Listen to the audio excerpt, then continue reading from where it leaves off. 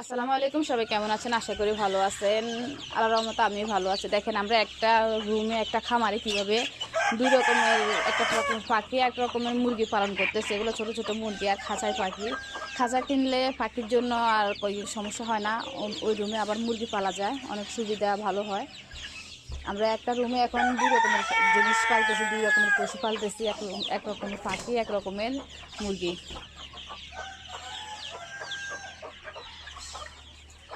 পাখিরা পাখিদের মতো খাবার খাইতেছে, মুরগিরা মুরগিদের মতো খাবার খাইতেছে।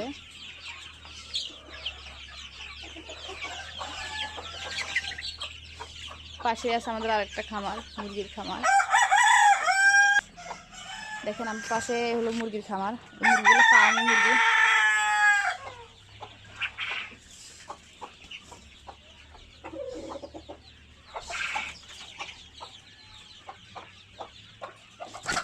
ভালো থাকবেন, আল্লাহ হাফেজ।